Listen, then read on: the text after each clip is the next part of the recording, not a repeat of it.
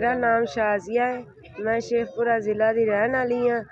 तो साबका शौहर जवेद इकबाल ने मैनू 3 साल पहले तलाक दे चुकिया है। हुण मेरा मुतालबा करदा मैं तेरे घर रहना, मैं रखना नहीं चाहती सी। उन्हें मेरा बच्चा फैक्ट्री गया, ड्यूटियों निकलिया, उन्हें पेट्रोल पा के अग ला दी है। मैनू इंसाफ चाहिए।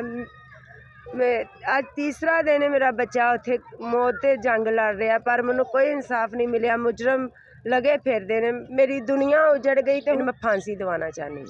मेरा नाम लियाकत अली है। बिल्कुल बेगुनाह ने, शरीफ आदमी ने, अपनी रेहड़ी लाउंदे ने, इन्हां नाल ज्यादती कर रहे हैं। रोज़ वो चोरी डकैती ये सी चोरी करके आ जाएगा, नाले फड़िंदे रहणगे। मेरा नाम मोहम्मद बशीर है। आशिया स्टाफ 5 नंबर का मैं रहने वाला। ये भैन मेरी ने भणवीर को तलाक ली सी। वो तलाक के बावजूद कहना जी मैनू घर रखो। मेरी आशिया स्टाफ के रेहड़ी लगी है गेट के सामने, सॉक्स मिल वो सामने मेरी रेहड़ी है।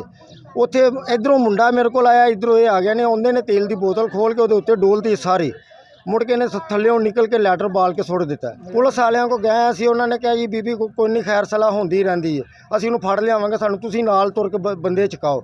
ड्रैस दस्सिया, सारा कुछ दस्सिया। साडा मुतालबा कि जवेद खान नूं उम्र कैद की सज़ा दी जाए, चाहे सज़ाए मौत दी जाए। साबका रिकॉर्ड थाने च, लाहौर चों, इत्थों शेखपुर चों, जिथों मर्जी कढ़ा लो। मेरा नाम गजनफर अजीज़ है। मैं SHO थाना हाउसिंग कॉलोनी। ये एक इतला मिली थी हमें कि एक बंदे ने अपने बेटे को, ज़ैनुल आबदीन उसका नाम था, और जिसने उसको जलाया उसका नाम जवेद था। बाप ने अपने बेटे को तेल फेंक के आग लगा दी। तो ये इतला मिलने पे मैं ख़ुद मौके पर पहुंचा हूँ। मुलाजा मौका किया है, फ्रांसिक की टीमें गई हैं, हमारी CRO गई है।